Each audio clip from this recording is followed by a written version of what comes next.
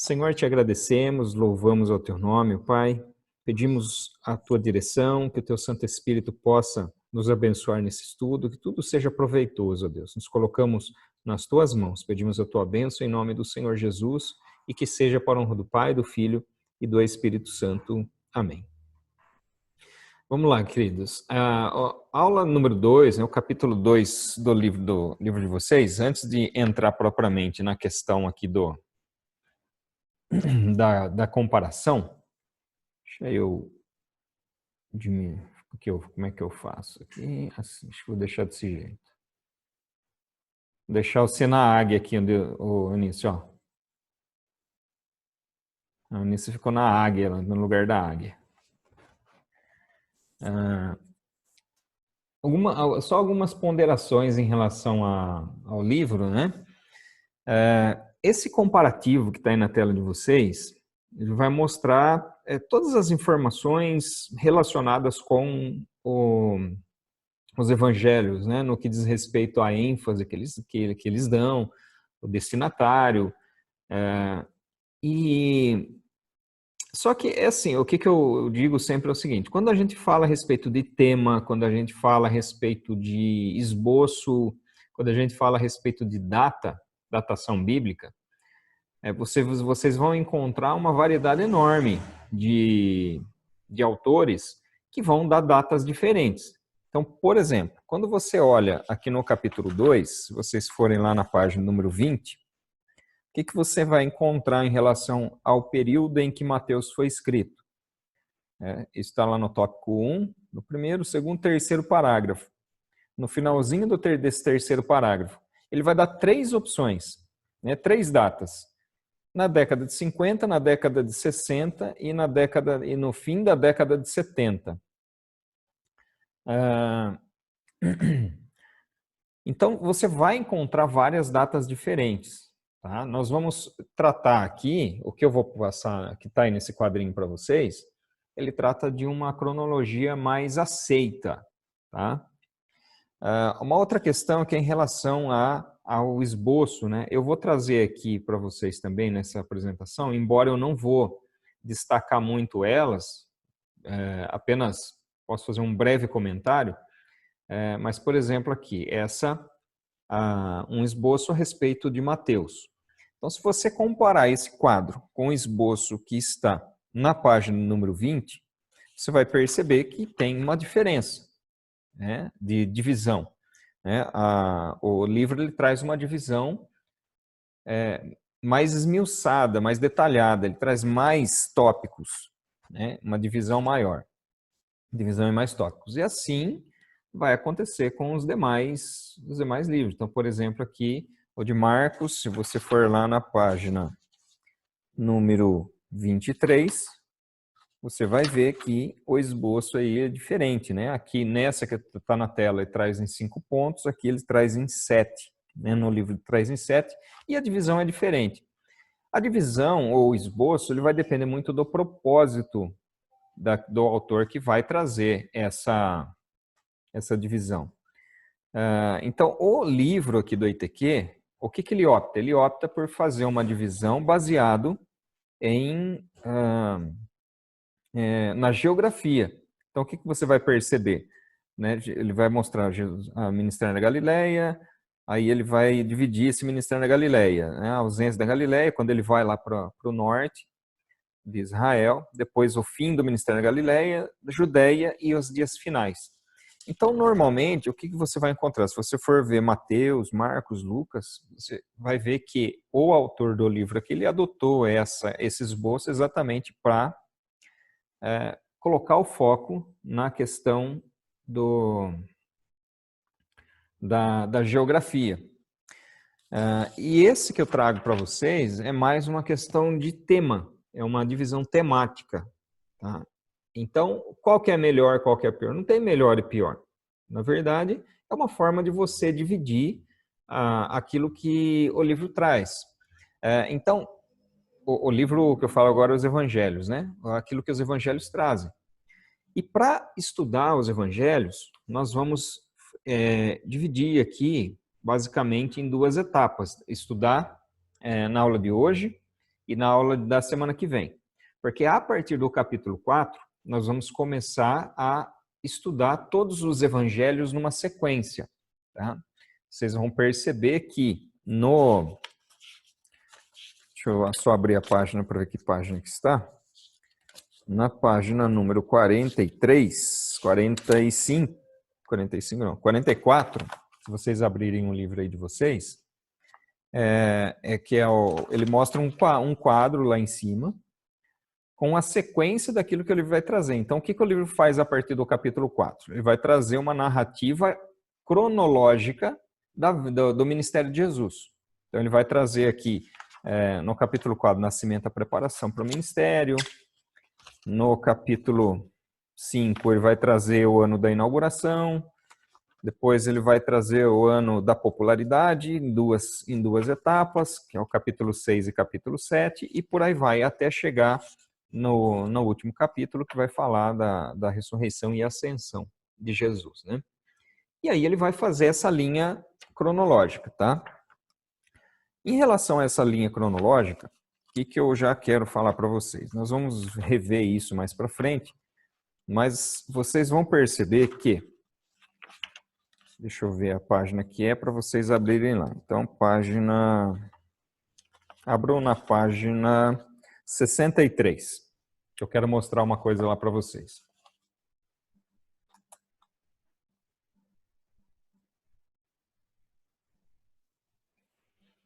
Então, vamos lá. Abriu na página 63. Qual é o texto que está relacionado com a cura do filho de um oficial do rei? Que é o número 27, lá, o primeiro ponto. Qual é o texto? Qual é o versículo? Qual o evangelho e qual o versículo? Aqui está João 4, 46, 54. Perfeito, isso mesmo. Beleza. Agora, qual é o texto que está relacionado com o Sermão do Monte?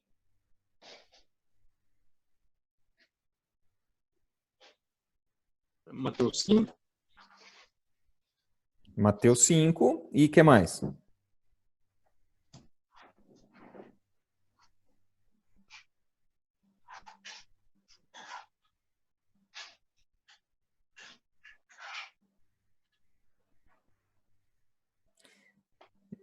Meio confuso, né? O ensino sobre o sábado, item 39. Quais são os versículos? Mateus e Lucas. Oi? Mateus 10, 1, 4 e Lucas 6, 17. Então, não é. Aí que tá.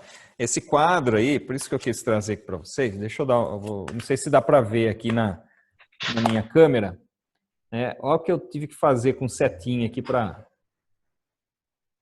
ajeitar os textos, né? Tá tudo errado, tá tudo errado. E tem até as referências aqui, né? Uma setinha lá em cima vai para cima, depois começa para o meio, aí começa a ir para baixo, tá vendo? Então, todas essas tabelas daqui para frente, você vai encontrar esse problema aí no livro, tá? Então, eu estou fazendo, na verdade, né?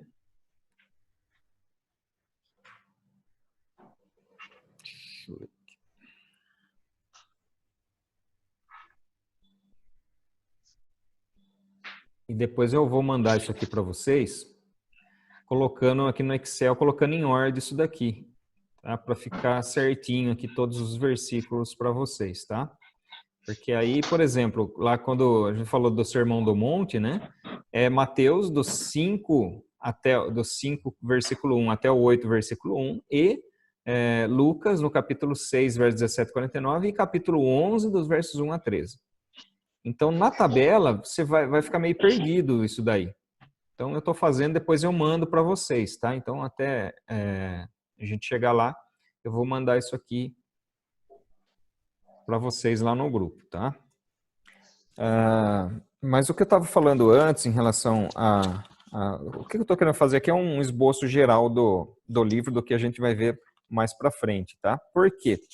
Porque a partir do capítulo número 4, então, ele começa a mostrar os textos de uma forma muito narrativa. Eu acharia até mais fácil você ler a Bíblia a partir da tabela do que propriamente você ler o texto, porque o texto ele vai narrar simplesmente. Claro que o texto ele traz alguns comentários em relação a determinados textos. E é aí que eu vou colocar o foco do nosso estudo, né? O foco nos textos em si. A gente vai seguir a ordem cronológica do livro, mas o foco ele vai estar muito menos na cronologia, muito mais na questão da essência dos ensinos, das passagens e da comparação das passagens. Por quê? Porque existem algumas divergências em relação aos textos, né? E nós vamos analisar, acho que a partir do capítulo 4 mesmo, né, essas divergências, porque hoje nós vamos falar em relação... Aliás, a partir da aula que vem a gente já vai ver alguma questão de divergência entre textos, tá? Mas é muito mais a partir do capítulo 4. Então, nós vamos falar hoje num comparativo entre os evangelhos no sentido de mostrar tema, propósito e escritor. Vamos falar um pouquinho sobre, introduzir o assunto sobre a questão da prevalência do evangelho de Marcos, né? Por que é que o evangelho de Marcos é considerado o primeiro evangelho, pela maioria, né? E de fazer uma diferenciação aqui entre os 4 evangelhos, separar em 2 grupos. Então, que grupos são esses? O primeiro grupo, o evangelho de João. E o outro grupo é os sinóticos, né? Quais são os evangelhos sinóticos? Os evangelhos sinóticos são Mateus, Marcos e Lucas. E qual é a razão de se chamar eles de sinóticos? Por que eles são chamados assim? Eles são parecidos. Exatamente, né? A palavra sinótico, ela significa a mesma visão, né? Ou vista pelo mesmo ângulo, vista pelo mesmo prisma. Por quê? Porque eles trazem mais ou menos, nós vamos perceber no andar aqui que nenhum evangelho ele é 100%, nenhum evangelho é 100% cronológico. Ele vai ter algumas variações ali. Mas eles trazem mais ou menos, então, a mesma história, as mesmas histórias, e contam as histórias mais ou menos do mesmo jeito. Então, a sequência ali, embora tenha algumas alterações, mas eles apresentam os evangelhos mais ou menos dentro de uma mesma ótica, né? E por isso que eles são chamados sinóticos. E por isso que eles são sempre estudados em conjunto. Então, esses evangelhos, deixa eu deixar vocês agora pequenininho. Agora é o Lucas que vai ficar no lugar da águia aqui. Um de cada vez, né, Lucas? Fica no lugar da águia aí. Esse é o do Evangelho de João, um símbolo. Não, vou colocar você aqui, Lucas. Espera aí. Vou colocar para cá. Aí pronto, é a visão do homem, né? Melhor depois. Não, aí não, Lucas. Vai ficar aí no homem. Essa visão aqui de Ezequiel que é a base da revelação do Evangelho quadrangular, certo? A base da revelação, né, da visão lá do leão, do boi, do rosto do homem e da águia, ela se relaciona, cada um desses aspectos, com um dos evangelhos e com um dos ministérios de Jesus. Agora, só para vocês entenderem, né, esse quadro comparativo que vocês estão vendo na tela não é da Igreja Quadrangular, é da Assembleia de Deus. Porque quando nós pegamos a maioria das igrejas cristãs evangélicas de linha pentecostal, elas têm essa visão que vocês estão vendo aí na tela, né? Fazem essa referência, essa alusão dos evangelhos com a profecia de Ezequiel, que fala a respeito, né, desses 4 aspectos das boas novas. Então, não é uma exclusividade da Igreja do Evangelho Quadrangular. Os pontos centrais da doutrina nossa, né? Jesus salva, Jesus cura, Jesus batiza com o Espírito Santo, Jesus breve voltará. Esses 4 pontos são pontos centrais da fé de qualquer igreja pentecostal. É que a declaração de fé, lógico que vai trazer vários outros pontos, mas a essência do ministério de Cristo é essa. Jesus cura, Jesus batiza com o Espírito Santo, Jesus salva. Acho que eu falei salva 2 vezes. Jesus salva, Jesus cura, Jesus batiza no Espírito Santo, Jesus é o rei que voltará. Então, isso é essencial em qualquer tipo de declaração de fé relacionado com igrejas de linha pentecostal. Tá? Principalmente no que diz respeito à questão do batismo no Espírito Santo. E esse batismo no Espírito Santo, ele é muito mais vinculado, então, às igrejas pentecostais do que propriamente algumas igrejas históricas, né, que não creem no batismo no Espírito Santo.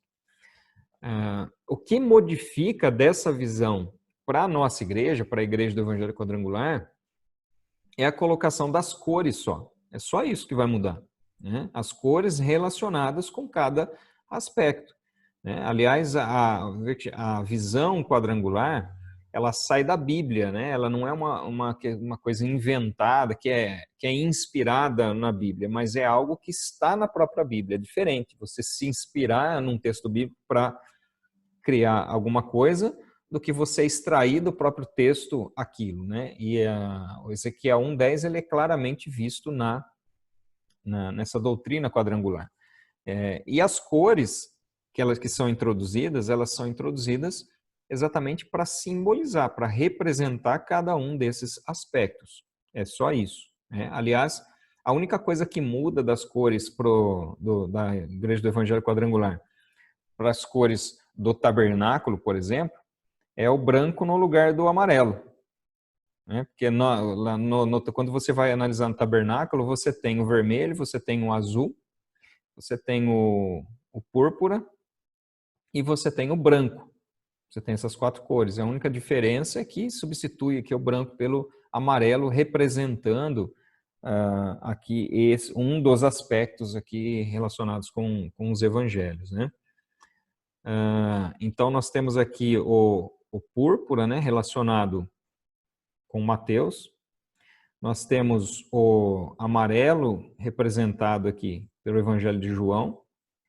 Nós temos o azul representado aqui pelo Evangelho de Lucas.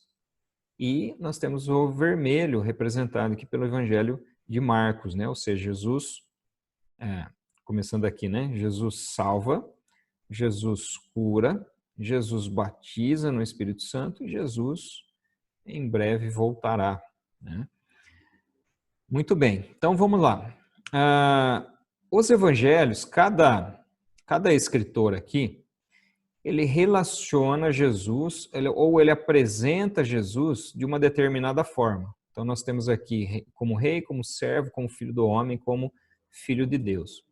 E esse propósito aqui, a forma com que cada autor ele apresenta a Jesus, vai estar relacionado diretamente com o destinatário de cada evangelho. Então, Mateus escreve para os judeus. Marcos, aliás, deixa eu fazer o seguinte aqui, ver se eu consigo, né?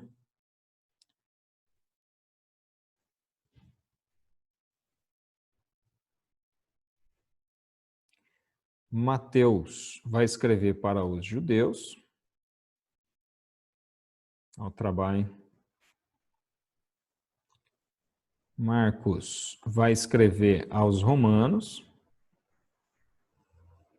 Vai dar trabalho, mas vai ficar bonito, né? Opa, aí, tá vendo?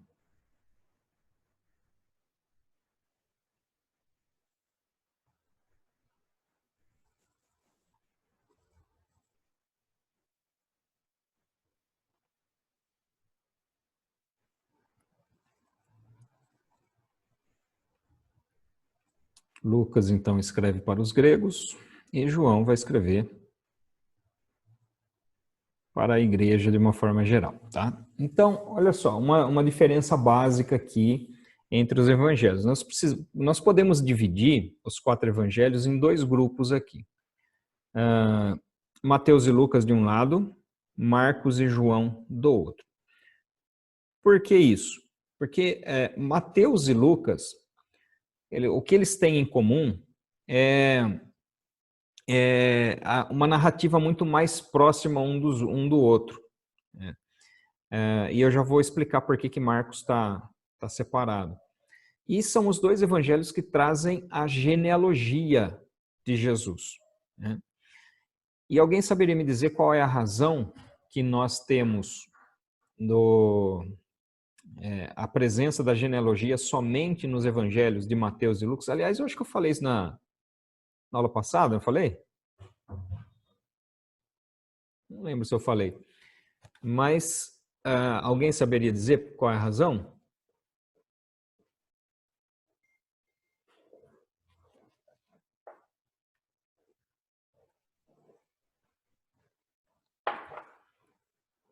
Deixa eu colocar vocês de cantinho aqui, ó. Eu vou escolher minha mãe mandou. Minha mãe mandou falar com a Tati. Não consigo habilitar seu microfone, Tati. Habilita o microfone e fala, e responde para mim. Por que Marcos não tem genealogia? Semana passada não vi na aula. Ah, mas é por isso que eu escolhi você. Assim não vale. Eu não sei. Não sabe? Então vamos lá, vou perguntar para a Vilma então. Habilita seu microfoninho aí, Vilma. Eu não consigo desabilitar, por que será? Eu mesmo. Aí. Fala, Vilma, por que Marcos não tem genealogia? Eu não lembro. Não lembra, não? Ah, Não. menina. Fala, Eunice. Ou travou? É porque o servo, ele não tinha, né, a genealogia. Isso. Então, a razão pela qual não aparece, ela está relacionada com o objetivo que cada um escreveu e o público que cada um escreveu. Então, quando Mateus escreve para os judeus, apresentando Jesus aqui como rei, é necessário ele estabelecer uma ligação com a genealogia para mostrar que ele tem legitimidade. E é por isso que ele começa em Abraão e passa ali por Davi, né? E leva, então, essa genealogia até Jesus. No caso de Lucas, que é o outro evangelho que também traz a genealogia, ele escreve para os gregos mostrando a humanidade, a identificação de Jesus com a humanidade. E é por isso que ele começa de Jesus e volta, né? Ele vai regredindo, né? E vai até Adão e Adão de Deus. Eu acho que eu tenho aqui a genealogia, aqui, né? A comparação dessas duas genealogias entre Mateus e Lucas. Então, olha só, a genealogia de Mateus, ela começa lá em Abraão, né? E vai até Jesus. E aí ele divide aqui, né? Mateus vai dividir em 3 grupos de 14 nomes. 14 mais 14 mais 14 vai dar 42, né? Só que não tem 42 nomes aqui, né? Aqui vai ter, na verdade, vão ser 41. Por quê? Porque Jeconias aparece aqui nas duas linhas, né? Aqui ele termina a lista com Jeconias e começa o último grupo com Jeconias também. E ele faz isso por quê? Porque não tem mais gente para colocar. E a ideia aqui de Mateus é fazer essa divisão tripla para facilitar a memorização, né? Que era algo extremamente importante para o judeu. Vocês vão lembrar que quando o povo é dado a lei lá no Sinai, é dado ao povo a lei escrita e a lei oral. E a lei oral ela só foi colocada no papel na era cristã. Então veja que mais de 1.500 anos só falando de boca ali, a lei oral, né? Depois que foi colocada então no papel.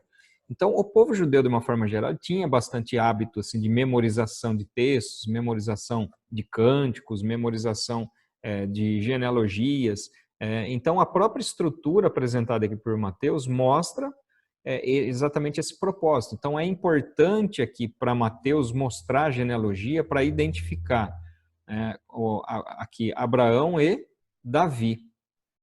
Abraão e Davi são os dois pontos-chave na genealogia de Mateus. E é claro que Abraão e Davi também têm destaque aqui na genealogia de Lucas também. Vai aparecer tanto Abraão quanto Davi. Só que aqui Mateus apresenta a genealogia a partir de José e Lucas apresenta a genealogia a partir de Maria. Por isso que nós temos algumas diferenças aqui na genealogia. A gente percebe onde? A partir daqui, ó. Lucas mostra a genealogia a partir de Natã. Davi, Natã. E no caso de Mateus, Davi, Salomão. E agora, foi Salomão ou Natã? Foram os dois, porque na parte de José, para dar legalidade, então a genealogia ela tinha que demonstrar essa ligação paterna, e Lucas fala a respeito da genealogia materna porque ele não tem esse compromisso. O compromisso aqui de Lucas é mostrar algumas imperfeições, por assim dizer. Nós temos, por exemplo, o que eu estou querendo dizer com essas imperfeições? Quem que vai aparecer na genealogia? Nós vamos ver Ruth, que não era uma judia, que era moabita. Nós vamos ver Raabe, que também não era judia, estava num povo pagão ali, era cananita.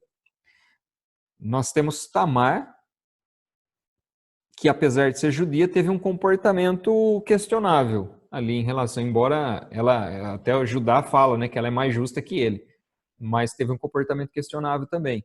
Então a ideia aqui é mostrar a ligação, a identificação de Jesus como sendo o Messias, mas relacionando ele com a humanidade imperfeita. E aqui nós temos os propósitos de Mateus, de Marcos e de Lucas, é de identificação dos evangelhos sinóticos, de identificação de Jesus com o Antigo Testamento. Mateus e Marcos fazem a identificação através das profecias, e Lucas faz a identificação através da lei. Então, Lucas vai mostrar Jesus como aquele que veio, o homem perfeito, que veio e fez aquilo que nenhum homem foi capaz de fazer anteriormente, que é cumprir a lei. E pelo fato de ser cumpridor da lei, então ele é capaz de resgatar aqueles que estão debaixo da maldição da lei. Então, Mateus mostra a genealogia para identificar Jesus com a raiz de Davi, com aquele que é legítimo ao trono.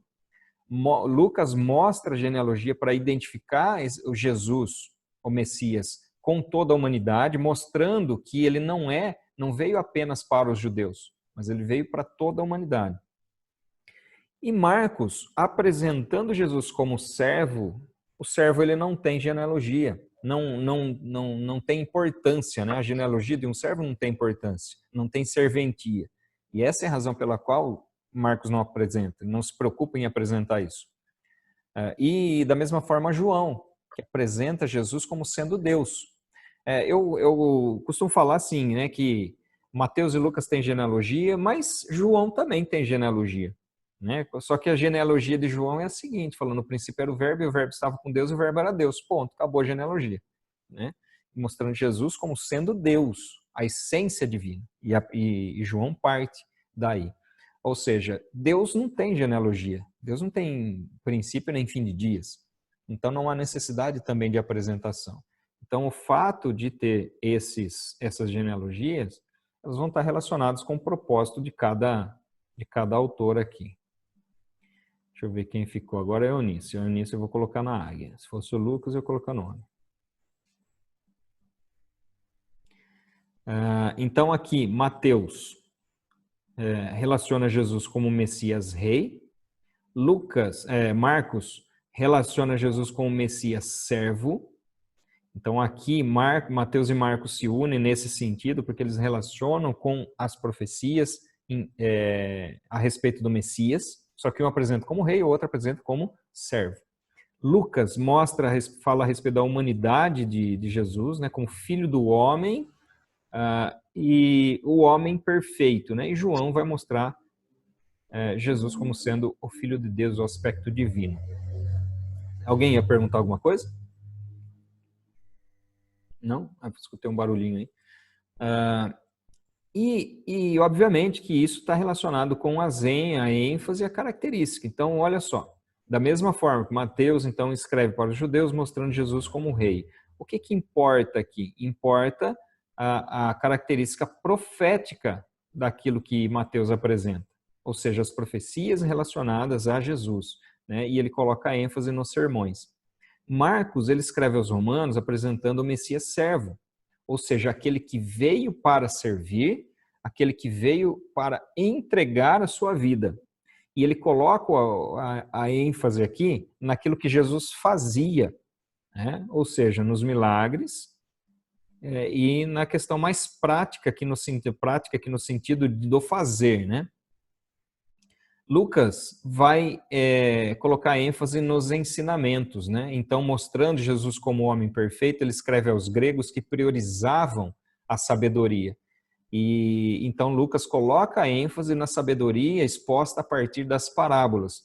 E a característica é mais histórica, né? Por isso que Lucas, inclusive, é considerado o primeiro historiador da igreja cristã. E João, mostrando para a igreja, né, a ênfase na divindade de Jesus, numa característica mais espiritual. Então, aqui só para recapitular, né? A ênfase. Aliás, vamos fazer o seguinte, ó. Abre lá na página de vocês aí, na página 31.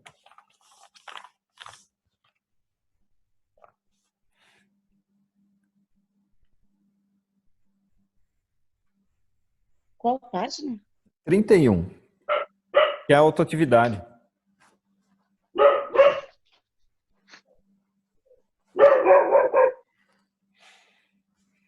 Vou ajudar vocês, hein?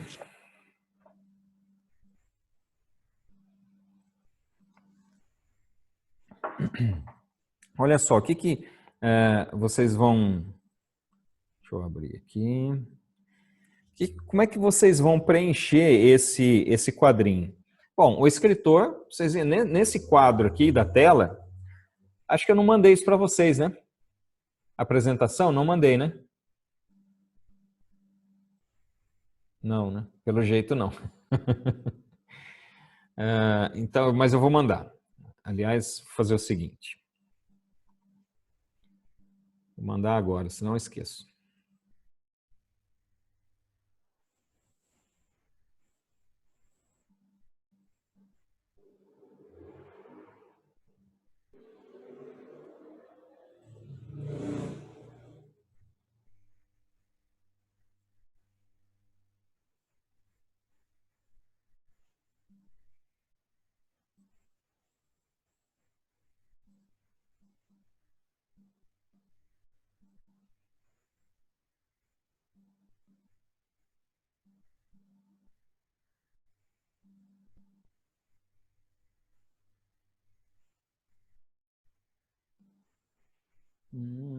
É isso aí, por enquanto é isso. Vocês querem que eu mande esse aqui também, ó? Avaliação? Quer que manda já? Só que não, dona Eunice.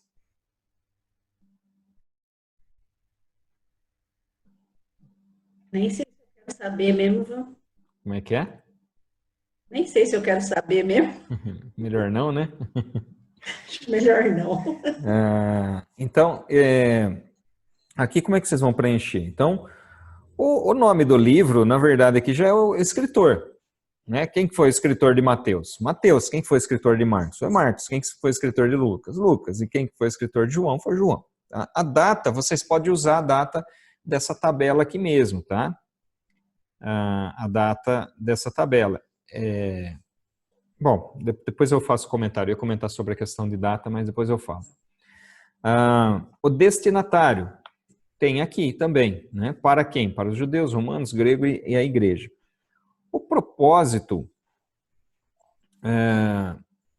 ele está descrito aqui nessa linha da figura, tá? Então, olha só, Mateus e Marcos, qual que é o propósito? Relacionar Jesus com as profecias do Antigo Testamento no que diz respeito ao Messias. O quadrinho é pequeno para você escrever tudo isso, tá? Então, pode escrever só assim, ó, mostrar Jesus como Messias. Tanto Mateus como Marcos. Só que aí, em Mateus, o Messias rei e Marcos, o Messias servo. Né? Lucas, relacionar Jesus com a humanidade, ou mostrar a humanidade perfeita de Jesus. João, né? Demonstrar a divindade de Jesus, né? Falar a respeito, mostrar Jesus como sendo o Filho de Deus, como sendo o Verbo divino. A ênfase pode colocar do jeitinho que está aqui também, né? A ênfase aqui, então, nos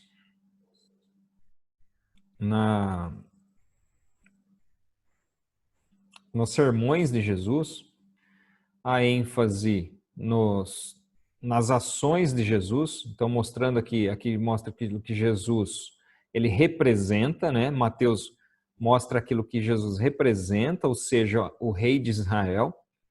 Marcos apresenta aquilo que Jesus faz. Lucas representa aquilo que Jesus ensinou. E João representa aquilo que Jesus é, ou seja, Deus. Tá? Então, vocês podem preencher esse quadrinho dessa forma aí também. Tudo bem? Bom, voltando aqui à questão dos escritos, da data dos escritos, existe uma discussão em relação a qual foi o evangelho mais antigo, né? E vocês podem perceber que pela data aqui, olha, Marcos, ele foi escrito entre 55 e 65. Lucas entre 60 e 63. E Mateus entre 60, mais aproximadamente no ano 60. O que significa esse quadrinho? Que Mateus, Marcos e Lucas, qualquer um deles pode ter sido o primeiro, qualquer um deles pode ter sido o segundo, qualquer um deles pode ter sido o último. A ordem aqui, dentro dessas datas, você pode apresentar qualquer um como sendo o primeiro evangelho. Porém, existe um estudo a respeito disso. E esse estudo nós vamos ver mais especificamente na aula que vem. Nós vamos falar a respeito disso na aula que vem. Mas só para introduzir essa questão, existe a maioria dos estudiosos acredita que o evangelho de Marcos veio primeiro, né? E a razão principal para se acreditar dessa forma está resumida aqui nessa telinha aqui. Deixa eu arrastar isso para cá. Nessa telinha aqui. E o que essa telinha representa? Pode parecer um pouquinho confusa, né? Mas ela não é tão confusa, não. Aqui é o seguinte, ó. 76% do Evangelho de Marcos, né? 76% ele tem em comum tanto quanto Lucas e quanto com Mateus. O que significa isso? Que 76% de Marcos está tanto em Lucas quanto em Mateus, está nos dois. Ou seja, você tem os três evangelhos. O que está roxinho aí são os textos dos três evangelhos. Outros 3% Marcos tem em comum com Lucas. E outros 18% Marcos tem em comum com Mateus.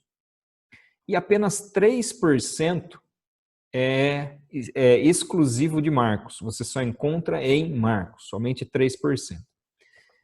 Então, um dos principais argumentos relacionados com o fato de Marcos ter sido o primeiro evangelho é que, se ele fosse escrito depois, né, de Mateus, isso significa que Marcos não seria nem necessário.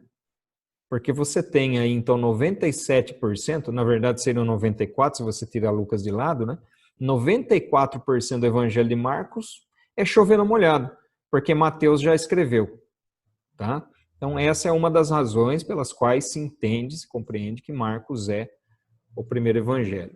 É uma certeza matemática isso? Não, não é uma certeza matemática, porque não se tem nenhum manuscrito original, né, que é chamado de autógrafo, não existe, né, só tem cópia de cópia de cópia.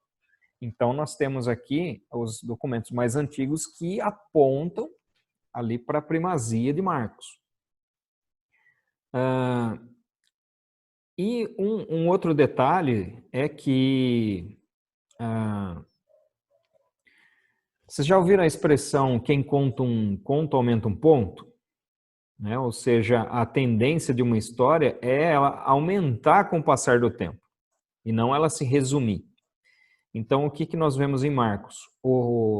A descrição mais resumida do ministério de Jesus. É o evangelho mais curto. Tá? Então, essa objetividade de Mateus demonstra exatamente a sua primazia. Além do que, Marcos, muito provavelmente, escreve o evangelho de Roma. Né? Ele tem uma influência do apóstolo Pedro para escrever o evangelho.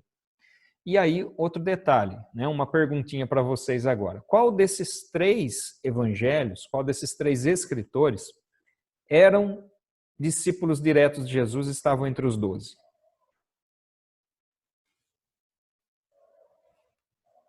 Quais deles?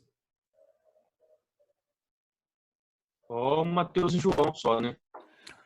Exatamente, só Mateus e João. Então, desses 3, só Mateus estava entre os 12. E aí, surge uma pergunta, né? Aliás, essa pergunta é vista até aqui no livro de vocês,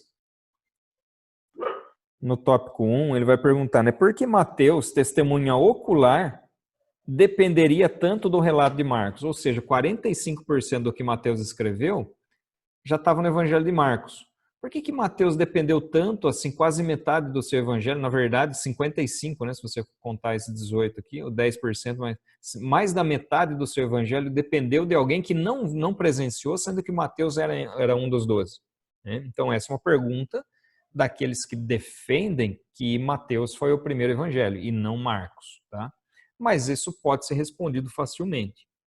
Porque Mateus, ele escreve, sendo um dos 12, para corroborar aquilo que Marcos havia escrito, né? Com um objetivo diferente, mas para corroborar, para chancelar, né? Para confirmar aquilo que Marcos havia escrito.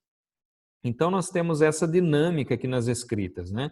Marcos, ele serve de base para os evangelhos de Lucas e Mateus, mas tanto Lucas quanto Mateus, um não dependem do outro, propriamente, embora eles tenham aqui uma parte em comum. Né, comum a Lucas e Mateus. Eles têm uma parte, esse azulzinho aqui, que é a parte comum entre os dois. Em relação à exclusividade, né, Lucas é aquele que apresenta uma exclusividade maior, ou seja, 35% você só encontra em Lucas. E aí se explica também em função do objetivo pelo qual cada um dos autores escreveu, né? De forma ele apresentou. Então, lembra que Lucas escreve para demonstrar a sabedoria de Jesus, os ensinos de Jesus? Né? Grande parte daquilo que só Lucas apresenta é apresentado nas parábolas de Jesus. Então, Lucas é o evangelho que mais parábolas traz. E aí ele vai apresentar, né, essa originalidade do evangelho de Lucas, ele vai estar muito relacionado com as parábolas, embora tenha as parábolas em Mateus também, mas Lucas ele traz mais parábolas e faz uma narrativa um pouco mais alongada, né, dessas parábolas aí. Então, diante de tudo isso, diante desse cenário, se acredita então que Marcos foi o primeiro evangelho a ser escrito, ele foi escrito ali na década de 50, provavelmente, tá? Antes do ano de 60. E um outro detalhe, né? Aqui existe uma crítica literária que diz que você pode encontrar no livro, né, que Mateus pode ter sido escrito na década de 70.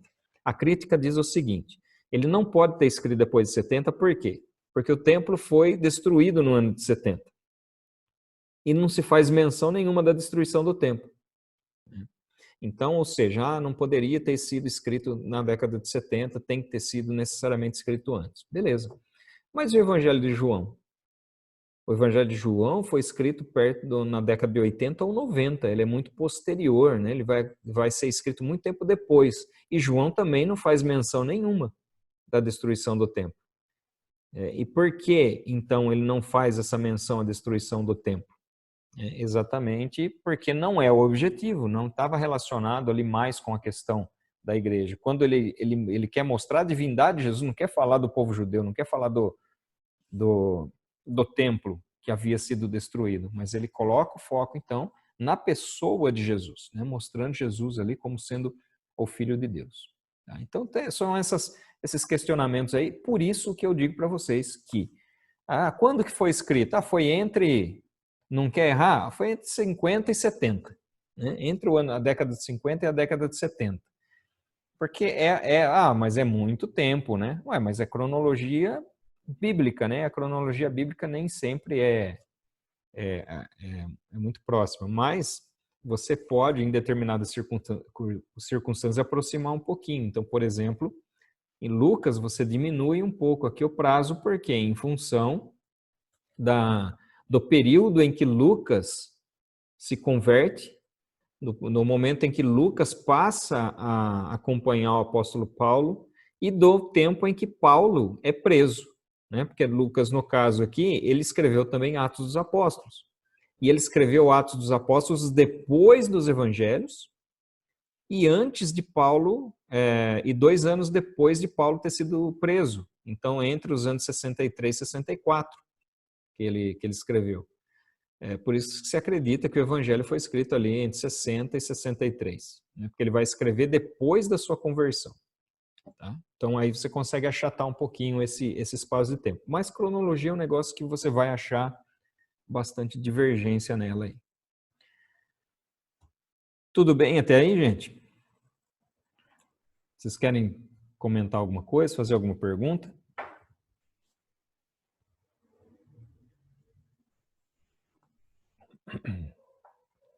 Outra diferenciação aqui entre os evangelhos é a seguinte, né? Esse quadro aí vai mostrar os pontos principais de diferença entre os sinóticos, né? Então, quais são os evangelhos sinóticos? Mateus, Marcos e Lucas. E o evangelho de João. Tá? Então, os sinóticos vão colocar ênfase no ministério de Jesus na Galileia, né? Se você pegar as tabelas aí de esboço dos evangelhos de Mateus, Marcos e Lucas, vocês vão perceber que tem muita Galileia aí, né? Então, a ênfase está no ministério de Jesus na Galileia. Já o evangelho de João coloca ênfase na Judéia, na região da Judéia. Os sinóticos mostram Jesus falando mais às multidões, né? Os discursos de Jesus. João vai apresentar uma relação mais próxima com os indivíduos, né? Por exemplo, nós temos no Evangelho de João, só João fala do seu encontro, do encontro de Jesus com Natanael. Jesus vai falar a respeito de Simeão. João vai falar a respeito de Simeão. João vai falar a respeito da mulher samaritana. Então tem essas narrativas que são encontradas no Evangelho de João com mais ênfase, né? O relacionamento de Jesus com os indivíduos. Os sinóticos vão colocar a ênfase nos ensinos de Jesus, né? Na ética de Jesus e na prática cristã. Ou seja, eles vão colocar o foco aqui naquilo que Jesus fez. E João, então, concentra-se na própria pessoa de Jesus, né? Mostrando quem Jesus é. Então, esse quadrinho mostra as diferenças básicas aqui entre os evangelhos sinóticos e o evangelho de João. Bom, finalizamos aqui a introdução do livro, tá? Embora tem muita coisa da sequência aqui que nós já falamos, só vamos dar uma reforçada aqui, mas nós vamos passar agora para o tópico 1, que fala a respeito do Evangelho de Mateus, do livro de Mateus. E um avisinho de 10 minutos. Quem era Mateus? Quem foi Mateus? Mateus era um publicano. Né? E o que era um publicano?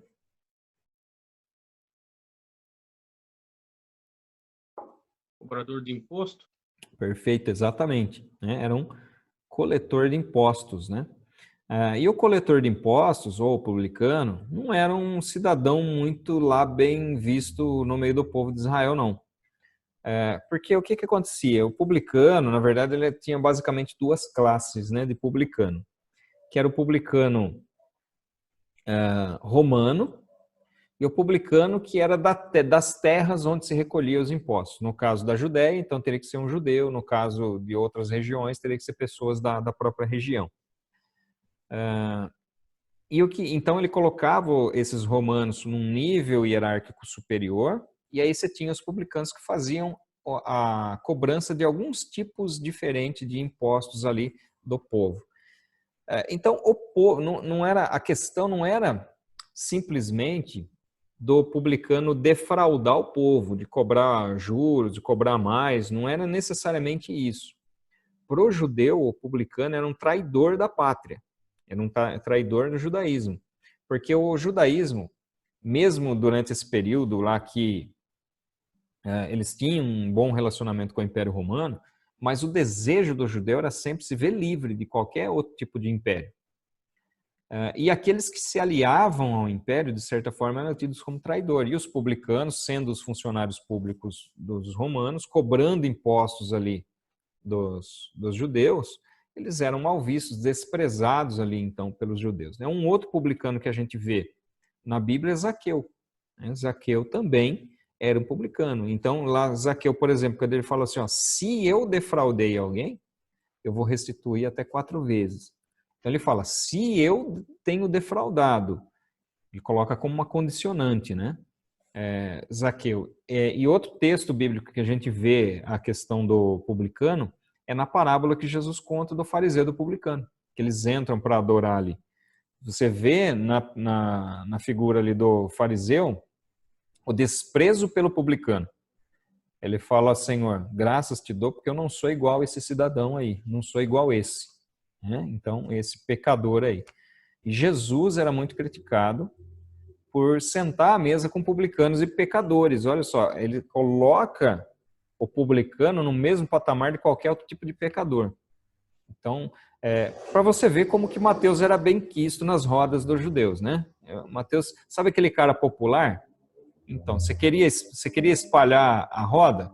Convidasse Mateus para a sua festinha, né? Para o seu jantar. Mateus aqui também chamado de Levi, né? Levi e Mateus é a mesma pessoa. Lucas chama de Levi e Mateus, que é o próprio Mateus, escreve, o chama assim, exatamente dessa forma, né? Como Mateus. Mas é a mesma pessoa. Fala, mas Jesus mudou o nome dele? Foi Jesus que mudou o nome de Mateus para Levi, ou de Levi para Mateus, enfim. Né? Não foi. Você não encontra, aliás, tem vários textos, vários nomes na Bíblia que às vezes as pessoas têm uma ideia de que foi Jesus que mudou e não foi. Por exemplo, Pedro, nós vemos ali, o texto fala que Jesus vai chamar, agora você vai ser chamado de Pedro, ou de Kéfas, né? Que Kéfas, na verdade, Pedro e Kéfas têm o mesmo significado, que é pedra. Kéfas é aramaico e Petros é grego, né? Então, essa diferença aí, mas mesmo significado.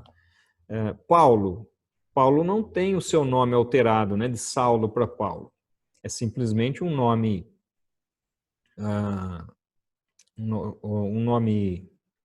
hebraico, um nome judeu e um nome grego. Saulo, a raiz de Saulo é Shaul. É o mesmo nome de Saul, do rei Saul. E aliás, tem uma lenda que é contada, né, que Jesus muda o nome dele de Saulo para Paulo, porque Saulo significa grande, elevado, e Paulo significa pequeno. E não é isso que o nome Saulo significa. O nome Saulo significa o escolhido, aquele que foi escolhido. Por isso que é o nome de Saul, né? Se você pegar em hebraico, é Shaul. Shaul pode ser Saul ou pode ser Saulo. Escreve igualzinho, se pronuncia igualzinho em hebraico, não tem diferença nenhuma. E o significado é esse, aquele que é escolhido, aquele que foi escolhido. Então, não está relacionado com essa questão dele ser elevado e Deus arrebentar com ele, fazer ele pequeno para ele aprender a ser gente, né? Não está relacionado com isso. É simplesmente um nome hebraico e como Paulo foi incumbido como apóstolo dos gentios, ele acabou utilizando mais o seu nome grego, né? Que é Paulo, ou romano, Paulus, né? Aliás, grego e romano, o nome dele a pronúncia é praticamente a mesma, né? Em latim ou em grego. Então, esse era Mateus, né? Mateus, o cobrador de impostos, que era um homem culto, mas e desprezado ali pelos judeus, né? Segundo alguns estudiosos, Mateus escreveu o evangelho primeiramente em aramaico. E aqui, então, fica essa dúvida também, assim como quem escreveu o primeiro evangelho, e essa dúvida acontece pelo seguinte: os documentos antigos, os mais antigos de Mateus, os manuscritos mais antigos, eles são escritos em grego, tá? Só que tem documentos muito próximos, só que posteriores, que estão escritos em aramaico. E aí faz sentido até você pensar em aramaico, você pensar que ele escreveu primeiramente em aramaico, e isso foi depois traduzido para o grego. Por quê? Mateus escreveu para os judeus, e a língua falada ali pelos judeus era o aramaico. Você tinha basicamente 4 línguas no Império, né? Você tinha o hebraico, que era falado nas sinagogas e no templo, que era a leitura religiosa. Você tinha o aramaico, que era a língua falada pelo povo judeu. Você tinha o grego, que era a língua falada pelo povo de uma forma geral dentro do Império Romano. E você tinha o latim, que era a língua falada, que é a língua dos ofícios, eu falo dos ofícios oficiais, né? Das manifestações oficiais do Império. Então era tudo colocado em latim. Por isso que na cruz de Jesus se coloca lá o crime pelo qual ele estava sendo crucificado, né, nessas 3 línguas, né, no grego, latim e em hebraico. E que provavelmente, na verdade, não foi em hebraico, foi em aramaico, apesar de ser muito parecida a língua. Então, se tem essa questão, né, porque faz mais sentido realmente, já que ele está escrevendo para os judeus, ele escreveu inicialmente em aramaico. Mateus escreveu em aramaico. E depois isso ter sido traduzido para o grego, faz mais sentido. Só que, em relação às descobertas arqueológicas, o que se tem mais crença no sentido de que ele foi primeiro escrito em grego. Hoje, se tem esse entendimento. Pode ser que daqui a um tempo se descubra algum documento aí que mostre algo diferente, né? Mas hoje a maioria crê que ele foi escrito inicialmente realmente em grego, mas tem uma parte aí que continua batendo o pé e afirmando que inicialmente foi escrito em aramaico, né? E, segundo a tradição, Mateus morreu na Etiópia. Deixa eu mostrar aqui para vocês onde é que está.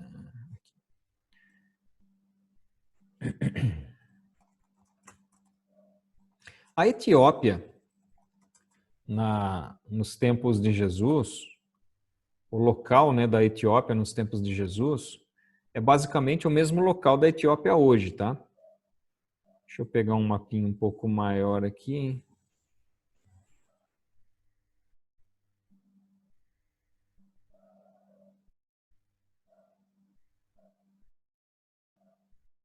Aqui, acho que isso aqui tá. Dá para ver melhor. Então aqui você tem o continente africano, né? A Etiópia não eram os mesmos limites da Etiópia de hoje, né? Os limites aqui eram diferentes, mas a região em si era basicamente essa. E os limites da Etiópia da antiguidade eram até maior do que os limites. Muito bem, então vamos lá. Como eu estava falando para vocês, né? A Etiópia o território, os limites ali da Etiópia eram diferentes daquilo que hoje se tem por Etiópia, mas a região é a mesma. Então, olha só, a gente tem aqui, ó, a região Israel, né? Israel fica aqui, ó, né? Nesse pedacinho de chão aqui. Aqui é o Mar Vermelho, né? E aqui o Egito. Então, quando da dispersão dos discípulos, e às vezes quando a gente vê, principalmente quando analisa Atos, né, a gente tem às vezes a impressão de que só Pedro e Paulo fizeram alguma coisa, né? Que os demais não se ouve falar. Você vê até falar mais dos diáconos, Filipe e Estevão, do que propriamente dos outros 12, né? Dos outros 11, né? Porque Paulo foi ali um 13º apóstolo. Mas todos eles tiveram um ministério bastante frutífero, né, após a dispersão. Eles fogem de Jerusalém, uma das principais cidades onde eles se estabelecem é exatamente Antioquia. Antioquia da Síria, ele ficava aqui em cima, ó, mais ou menos nessa região aqui onde está a mãozinha ali, né? Antioquia da Síria, de onde, inclusive, Paulo sai nas suas 3 viagens missionárias, né? Se tornou a cidade base ali das missões de Paulo. E Mateus vem para essa região aqui, né? Vem pregar o evangelho para essa região aqui. E é nessa região aqui que ele sofre martírio ainda no 1º século, né? Segundo a tradição. Aí eu mandei para vocês, eu não lembro se eu já tinha mandado ou não, mas eu mandei de novo, né? Como cada um dos apóstolos morreu. Então esse é o Mateus. As características do Evangelho de Mateus, o tema que é descrito lá em Mateus, no capítulo 27, verso 37, mostrando aqui, este é Jesus, o rei dos judeus. Então, mostrando Jesus como sendo o rei. O propósito central, né, mostrar como nas profecias do Antigo Testamento se cumpriram em Jesus, como as profecias se cumpriram na qualidade de Messias, rei. Tá? Na qualidade do Messias, rei. O propósito de Marcos é exatamente o mesmo. Nós poderíamos colocar a mesma frase aqui lá em Marcos. Mostrar como as profecias do Antigo Testamento se cumpriram em Jesus na qualidade de Messias, na qualidade do Messias. Só que o Messias servo. Olha só, abre lá em Mateus, no comecinho de Mateus.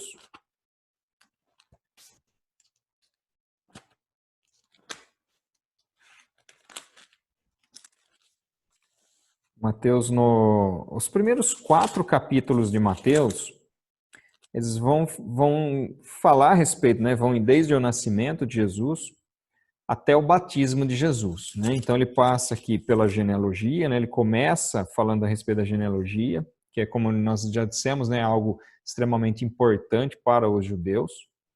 Fala a respeito do seu nascimento, da visita dos magos, da fuga para o Egito, da matança dos meninos de Belém, da volta do Egito, da pregação de João Batista, do batismo de Jesus. Até aí. E nesses 4 capítulos aqui, Mateus vai apresentar 7 passagens. Vai fazer 7 referências do Antigo Testamento, né, relacionados com Jesus. Por exemplo, no capítulo de número 1 e verso 23, ele vai dizer o seguinte, verso 22, vou ler o 22. Ora, tudo isto aconteceu para se cumprir o que foi dito pelo Senhor por meio do profeta. Então, essa é uma frase frequente em Mateus. Por quê? Porque o propósito era mostrar para os judeus como Jesus cumpriu aquilo que havia sido profetizado. E aí ele faz uma menção aqui de Isaías, capítulo 7, verso 14. No capítulo 2, né? Só no capítulo 2 são 4 menções a textos do Antigo Testamento, a profecias, né? Capítulo 2, verso 6. Eu vou ler o 5 também. Eles responderam, em Belém da Judéia, porque assim está escrito por meio do profeta. E aí em Belém de Judá, Miqueias, capítulo 5, verso 2.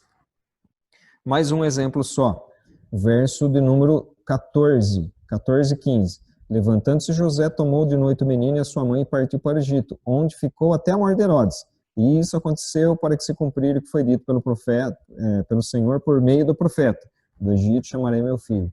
Fazendo menção aqui ao texto de Oséias, capítulo 11, verso 1.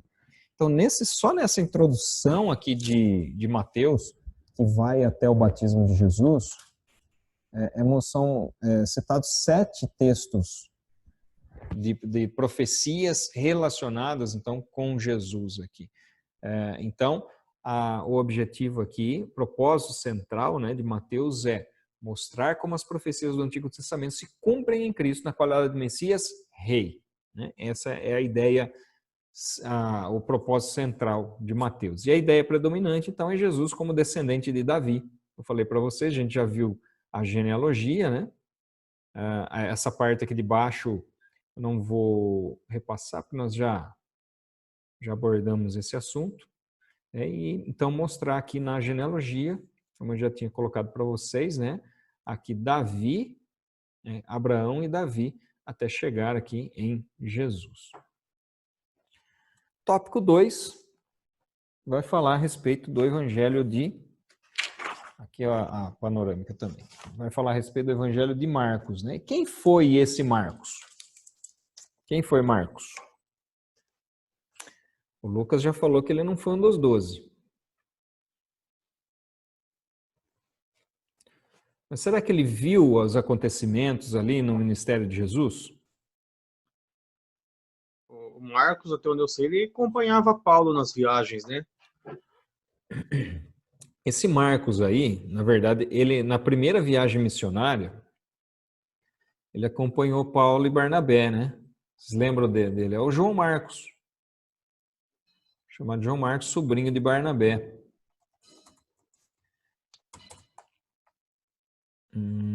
Aqui. Então, aqui, ó, você tá vendo? Lembra que eu falei de Antioquia? Ó, Antioquia da Síria. Então, daqui Paulo sai, junto com Barnabé e João Marcos. Eles vêm por esse trecho, vêm para a ilha de Chipre, passam aqui num outro porto, sobem para a região aqui, aqui é a região da Capadócia, né? Mas aqui é a região da Galácia, a região da Ásia, Trácia, todas essas regiões aqui que o Império Romano dividia dessa forma. Então eles sobem aqui, quando eles chegam aqui em Perge, João Marcos volta. João Marcos não continua a viagem, né? João Marcos volta aqui para Antioquia. Eles seguem a viagem aqui, vêm até Derbe, e voltam, e vêm aqui então, voltando aqui para Antioquia. Uma das coisas mais interessantes que eu acho nessa viagem é o seguinte: Paulo, quando chega em Listra, ele toma uma sova. É interessante analisando agora, né? Para Paulo não foi tão interessante assim. Mas ele toma uma sova. E o texto bíblico fala que ele é deixado como morto. As pessoas tinham imaginado que ele tinha morrido. Os seus companheiros pegam ele, levam ele até Derbe, que é uma outra cidade, a cidade vizinha. Ele se restabelece. E qual é o primeiro lugar que ele vai depois? É lá em Listra de novo. Né? Volta lá em Listra. Vocês baterem em mim, eu vou mostrar que eu estou aqui de novo. E aí, na verdade, a parte mais interessante que eu acho. Quando ele chega em Antioquia, o que ele conta? Ele não chega falando assim, rapaz, ó, meu lombo, como é que tá? Tá até ardendo aqui. Vocês não sabem quanto eu apanhei. Estou dolorido até agora. A narrativa você vê, e ele contava com grandes coisas Deus tinha feito no meio das pessoas. Né? As maravilhas que Deus tinha feito. Paulo nunca colocou o foco naquilo que ele passou, naquilo que ele sofreu. Ele usa, em alguns lugares, como defesa do seu apostolado só. Mas não para se exaltar porque ele apanhou por causa de Cristo, nada disso. Né? Mas para defender o seu apostolado. Então, eu acho bastante interessante. Algumas pessoas dizem até que essa foi uma das razões pelas quais Paulo agarrou tanto ódio de maneira de falar, tá? De João Marcos. Eu não acredito nisso, porque você percebe pela narrativa que Paulo não era rancoroso. Eu prefiro acreditar, eu prefiro enxergar para essa situação do seguinte ângulo. João Marcos se mostrou que não estava preparado ainda para acompanhá-los. Então Paulo quis dar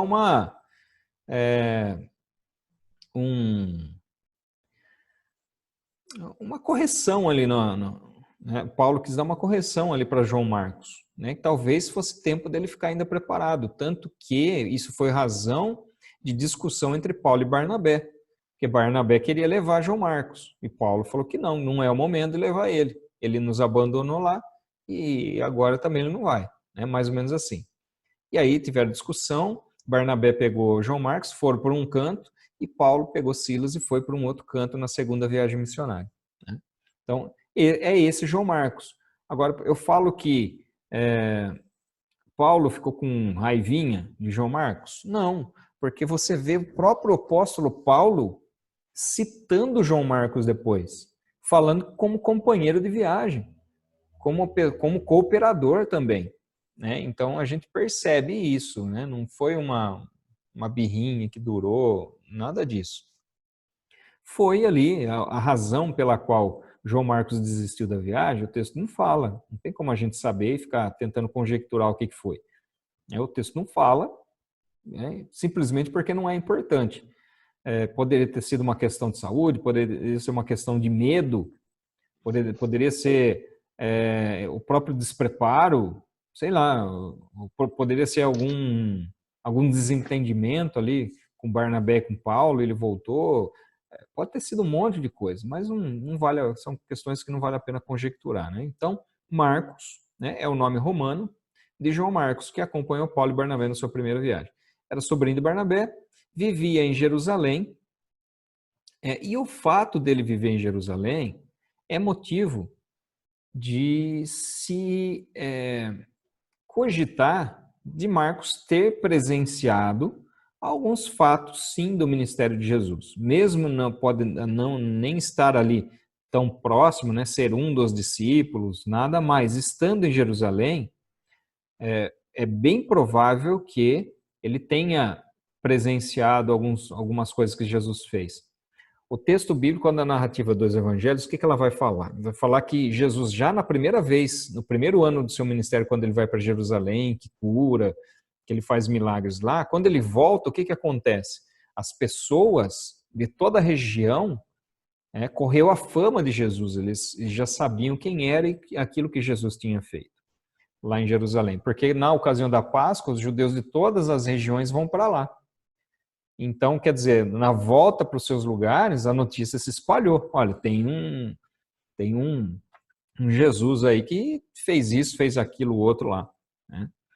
E uma outra referência que a gente tem de João Marcos, aqui Atos 12:12, que os discípulos costumavam se reunir ali na sua casa também, né? E a principal referência, então, apesar dele ter acompanhado o apóstolo Paulo, mas a principal referência acabou sendo Pedro, né?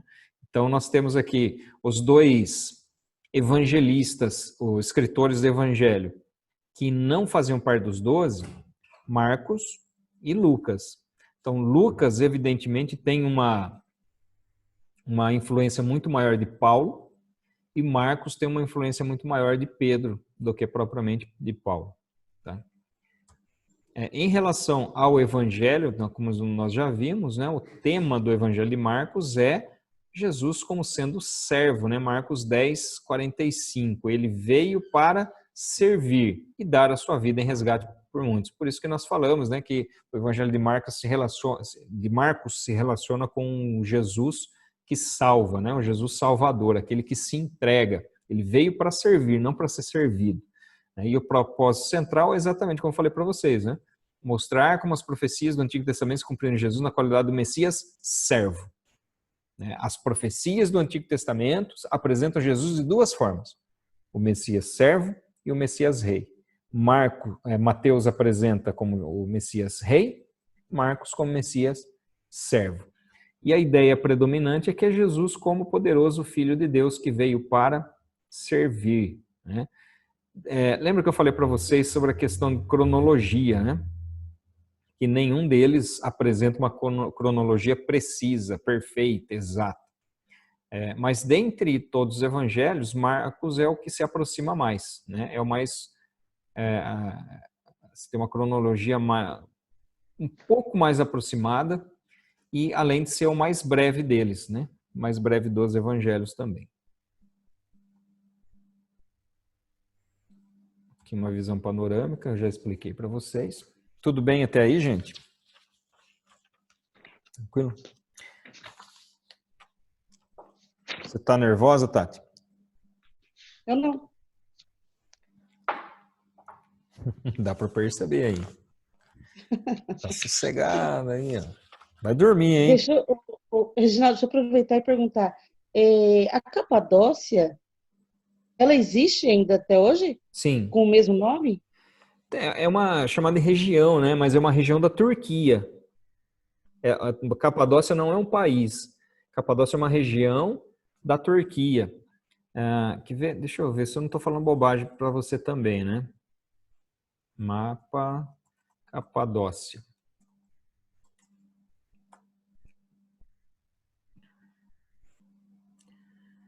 Onde está a Capadócia? Aqui, ó. É isso. Opa.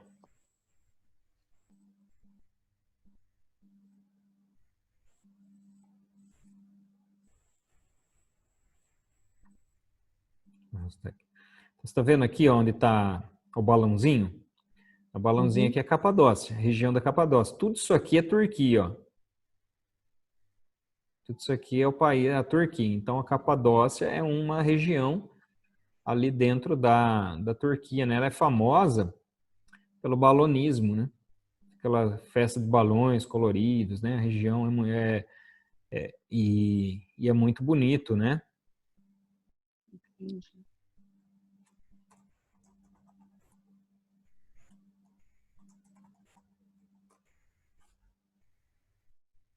Aí que coisa feia.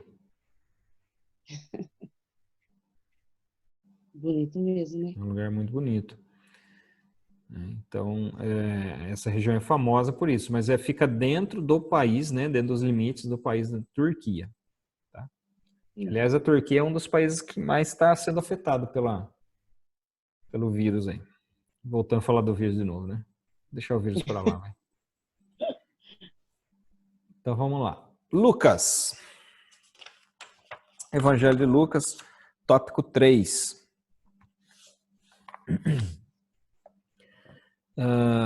Lucas, o que se tem de informação de Lucas é que ele era um médico, um homem culto, e Lucas teve boa aceitação pelas igrejas nos primórdios, né? Apesar de ser um gentil. Então, essa é uma característica interessante, porque Lucas é o único gentil que é escritor bíblico. E Lucas é um dos principais escritores, aliás. Né? Ele escreve o Evangelho e escreve também o livro de Atos. Né? Por isso que ele é considerado aqui o primeiro historiador, né, da igreja, né? E além de historiador, também apologista, né? O que é apologista? É aquele que defende a fé. Apologética é a defesa da fé. E nos seus escritos, né, a razão pela qual Lucas escreve é exatamente essa: defender a fé. Ele envia a sua carta, o Evangelho e o livro de Atos para Teófilo, no sentido de desconstruir uma visão que as pessoas tinham do cristianismo, imaginando que era um grupo rebelde, que era um grupo que ia causar problema. Então, Lucas escreve para mostrar que não é nada disso. Então, foi um único gentil. Desde a primeira coleção de evangelhos que começou a circular pelas igrejas, Lucas já estava presente. Pode falar. Alguém ia falar alguma coisa? Não? O Evangelho de Lucas já estava presente, então ele teve boa aceitação, como eu falei para vocês. Por quê? Porque ele tinha uma ligação muito próxima com o apóstolo Paulo. Só um momentinho, viu, gente? Voltando aqui a falar de Lucas, então ele teve uma boa aceitação por causa dessa ligação que ele tinha com o apóstolo Paulo, né? Ele endereçou seus escritos aqui para Teófilo, e nós vemos aqui que Atos é exatamente uma continuação do evangelho que leva o seu nome, né? Olha só, Lucas capítulo 1, que ele vai falar aqui.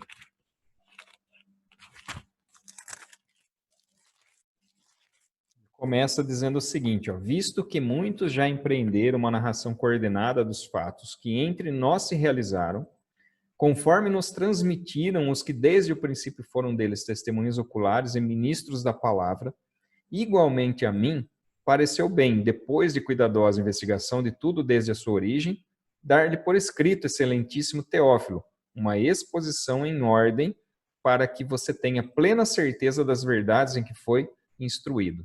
Então, por esse início aqui, você já percebe o trabalho ali de um historiador, né, de uma pessoa que tem um compromisso ali realmente de investigar a verdade. Existiam vários relatos em relação à pessoa de Jesus, e aí ele fala aqui, né, que fez um trabalho, uma cuidadosa investigação de tudo o que, de tudo desde a origem, e que outras pessoas já haviam escrito alguma coisa. Então aqui você já denota que Lucas teve uma base de outro evangelho, provavelmente o evangelho de Marcos, embora tenha uma relação com Mateus, mas muito improvável que ele tenha usado Mateus. É mais provável que ele tenha usado só Marcos ali, dentre os outros dois evangelhos, né? E uma outra questão que nós percebemos aqui, quem era Teófilo? Teófilo era alguém que tinha uma influência política, né? Ele chama ele de excelentíssimo Teófilo. Era uma pessoa com influência política na sociedade.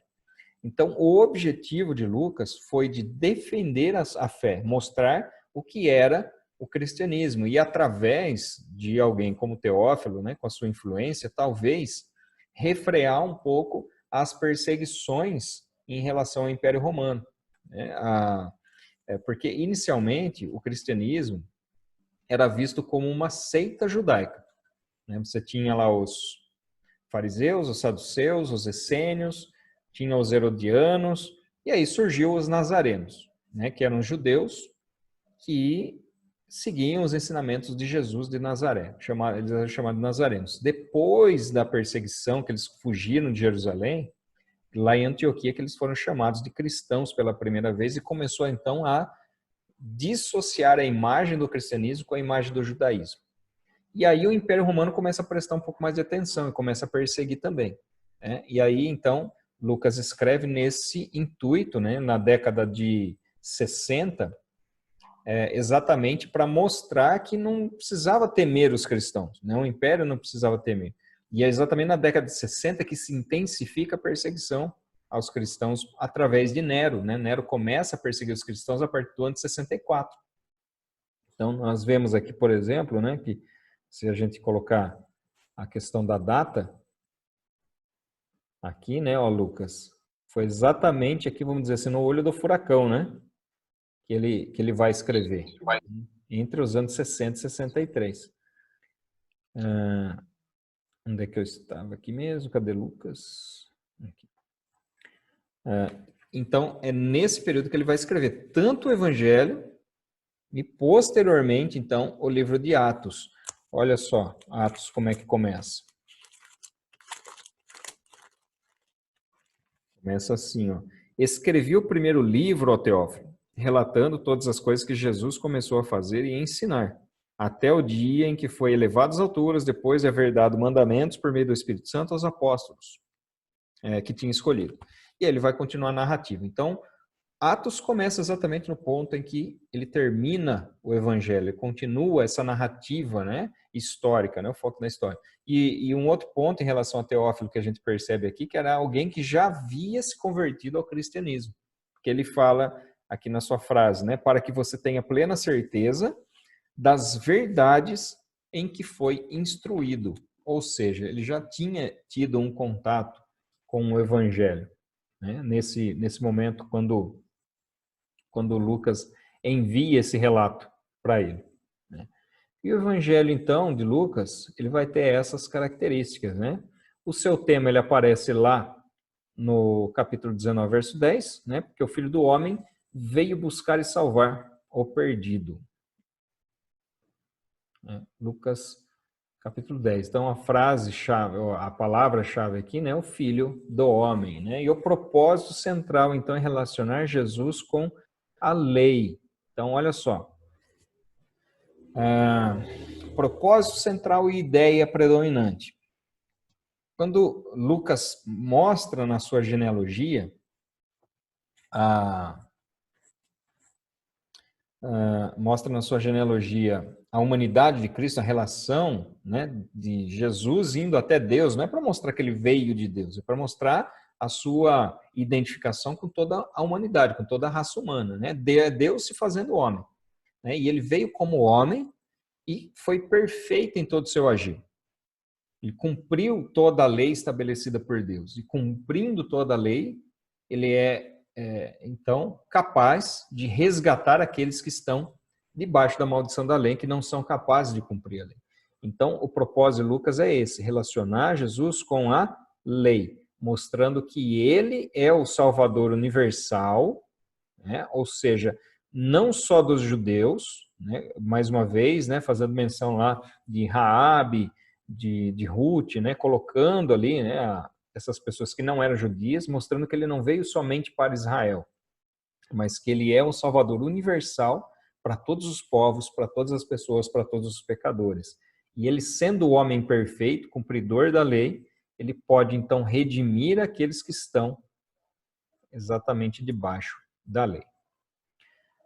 Uma outra característica, né, do Evangelho de Lucas, Lucas tem várias características. Ele é chamado de Evangelho das Mulheres, porque ele dá mais destaque para as mulheres.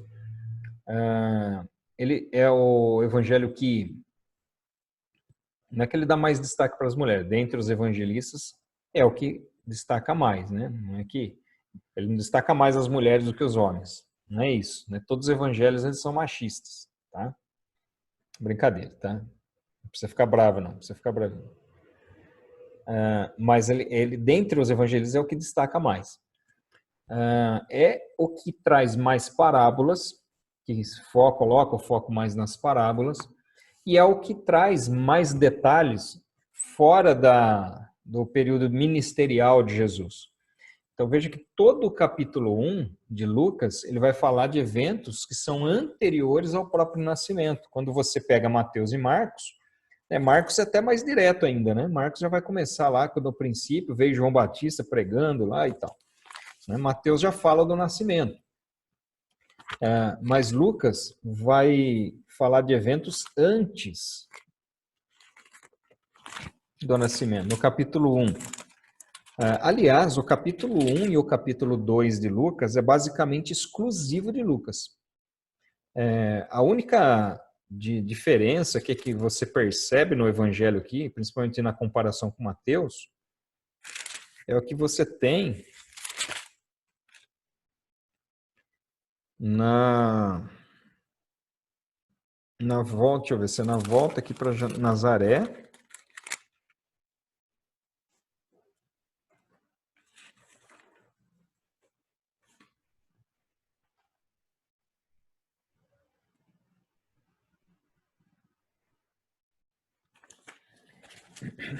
Deixa eu ver aqui na tabelinha aqui, acho que vai me ajudar.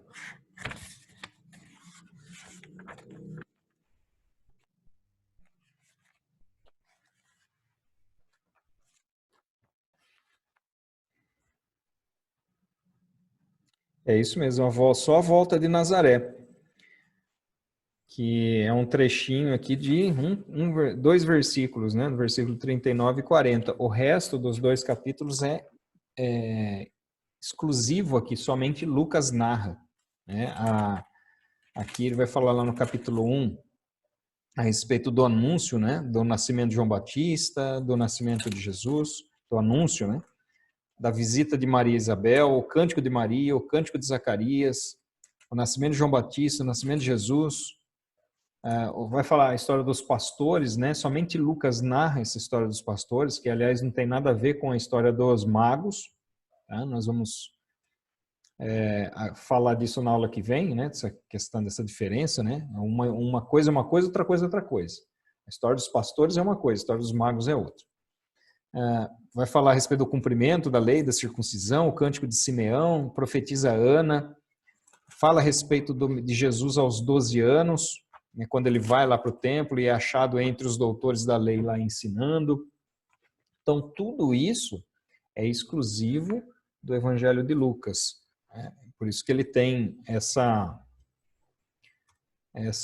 característica de ser o evangelho mais, dentre todos, né? Dentre os sinóticos, na verdade, porque João é o diferencial, mais exclusivo, né? Que tem mais textos que são só dele. E finalmente a gente vem aqui para o Evangelho de João.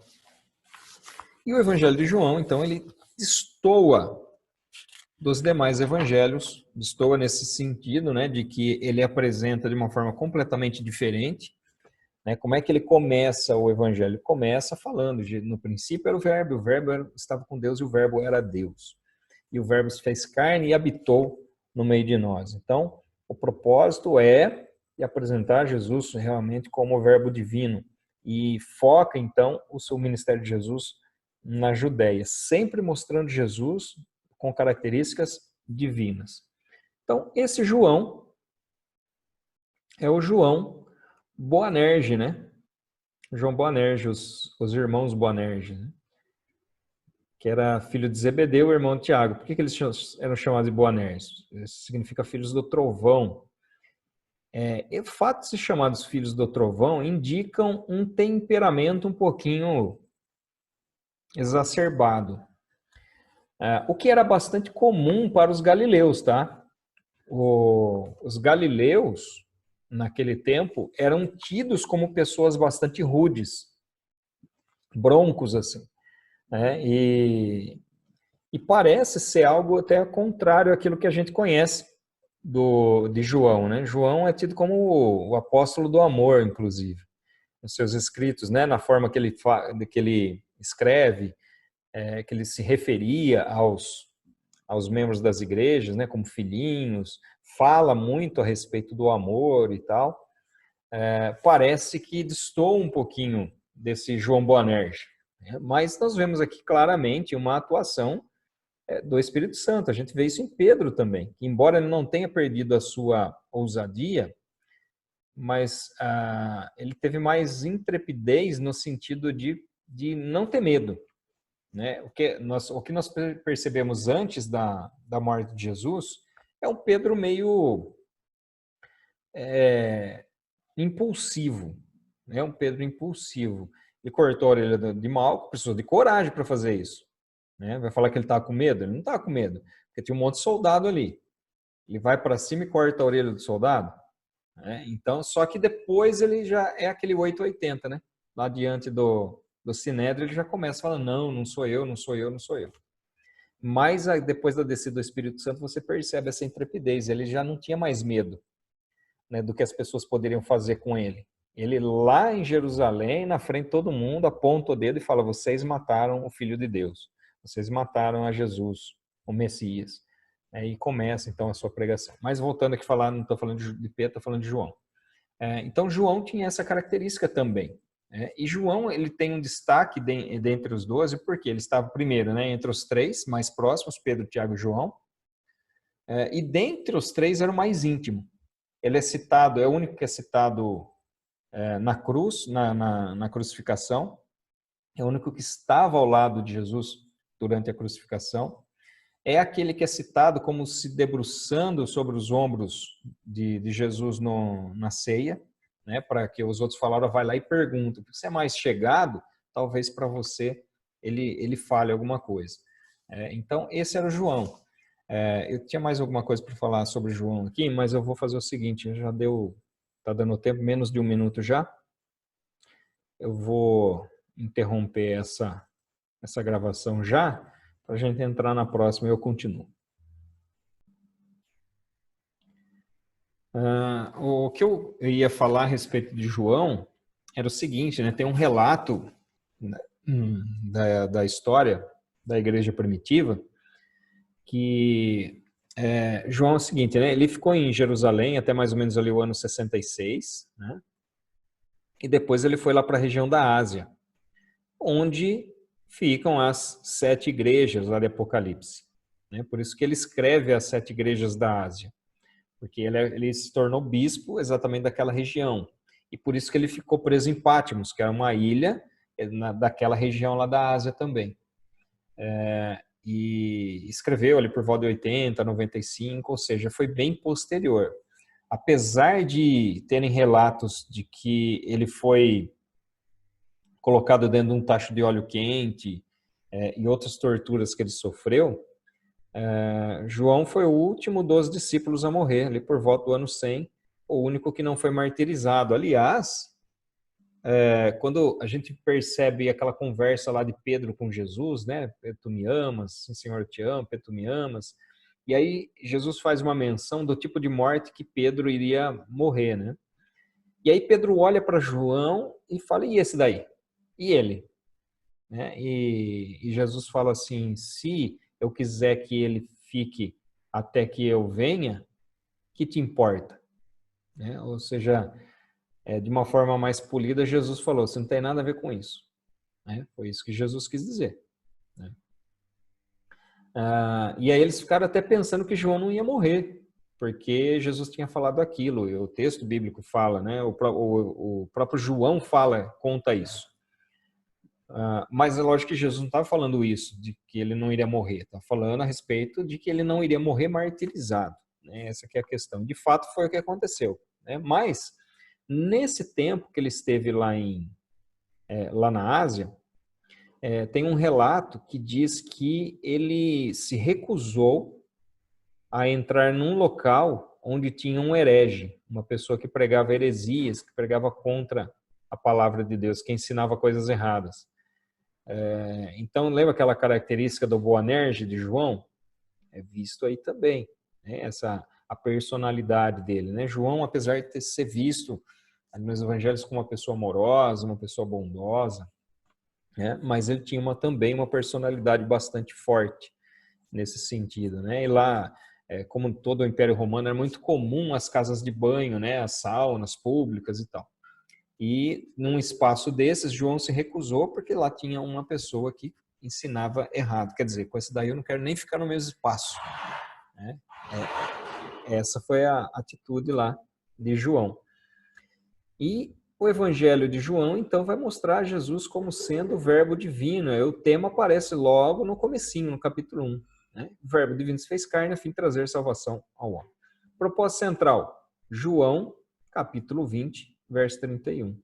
Para que creiais, né? E crendo tenhais vida.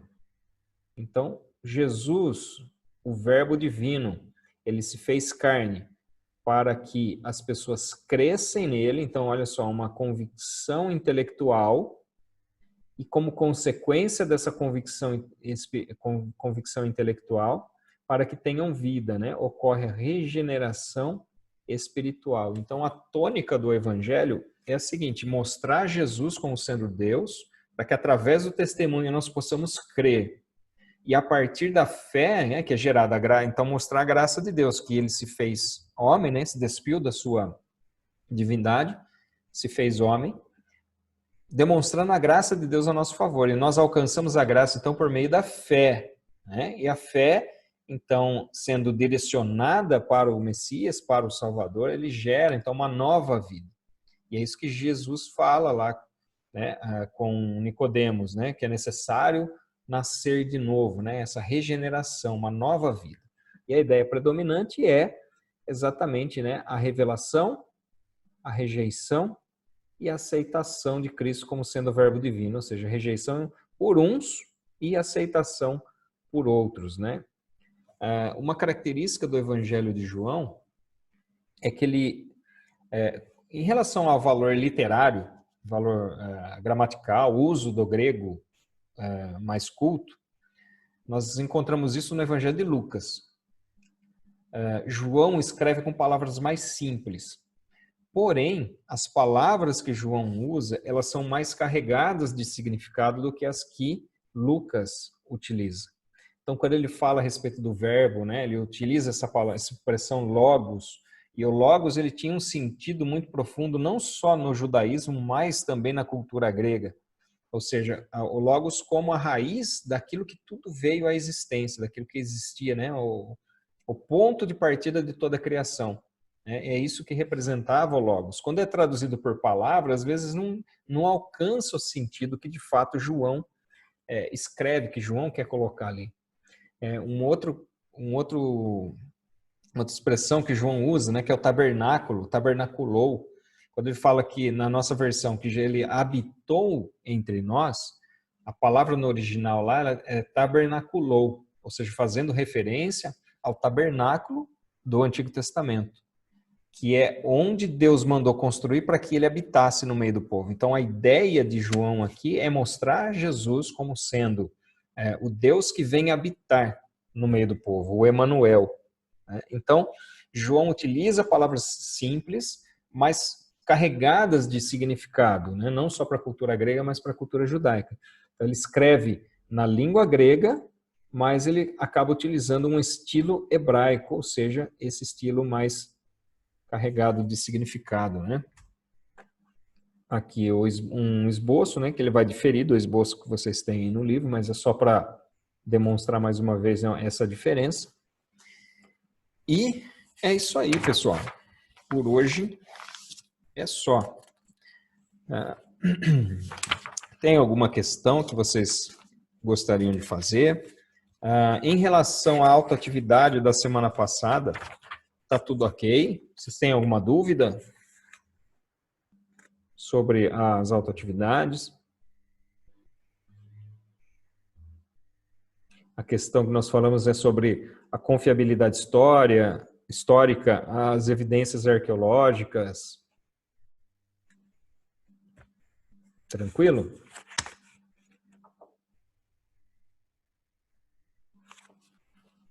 A resposta para 2, vocês vão encontrar na página 11. Não, na página 11 não, já menti. Na página 13. Ele vai falar, né, por que podemos afirmar que os evangelhos têm confiabilidade histórica? Então, ele vai falar a respeito dos 3 pontos aqui que dão confiabilidade, né, que é a tradição oral, a geografia histórica e as evidências culturais. Né? Então, por que podemos afirmar que eles têm confiabilidade? Porque esses aspectos são estudados e bastante presentes e eles confirmam a narrativa dos evangelhos. E em relação à importância das evidências arqueológicas, vocês precisam fazer, são 3 respostas aqui. Qual é a importância? Citar uma e explicar essa uma. Aí vocês podem escolher qualquer uma dessas que estão na página 14 aí de vocês aí, né? A respeito da placa de Pilatos, a pedra de Pilatos, a cidade de Cafarnaum, de Nazaré, ou o tanque de Betesda. Né? Então, qual a importância de evidência arqueológica? Citar uma e explicar essa, por que ela é importante, o que ela evidencia. Né? E a nossa autoatividade de hoje, então, nós já respondemos aqui, já mostrei para vocês o quadro, como preencher. E a 2 aí é muito particular, né? Escolha uma particularidade de cada um dos 4 evangelhos, explique em sua opinião essas particularidades escolhidas são relevantes para a compreensão do evangelho. Né? Então, é uma particularidade de cada um dos 4 evangelhos. Tudo bem, gente?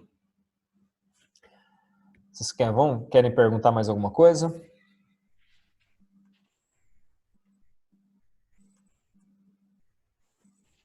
Quer falar nada, né? Eu quero dormir. Quer ir para a cama, né, Eunice? Tá cansado. Exatamente. Então tá bom, Tô gente. mesmo. Então vamos fazer uma oração para a Cochilando gente. já aqui. Vamos fazer uma oração para a gente encerrar nossa aula. Soberano Deus, amado Pai, nós te agradecemos mais uma vez, Senhor. Que tudo aquilo que aprendemos, que fique no nosso coração, que nós possamos crescer cada vez mais na graça e no conhecimento. Nós te damos graças pela oportunidade que o Senhor nos dá de podermos aprender um pouco mais. Que todo esse ensino, que seja para honra e glória do teu nome, que nós possamos, por meio disso, sermos mais preparados para a obra que o Senhor tem para cada um de nós. Eu tenho certeza que o Senhor tem um propósito especial na vida de cada um. É no nome de Jesus que nós oramos, te agradecemos e pedimos também, Senhor, que haja a tua bênção, a tua proteção sobre todos nós, em função de tudo isso que está acontecendo no mundo. Ó Deus, que o Senhor nos guarde e nos livre de todo o mal. Nós, sim, nós pedimos a nosso favor e a favor de todos os nossos familiares também. Em nome de Jesus. Amém. Amém. Queridões, a paz, Deus abençoe. Até semana que vem. Amém.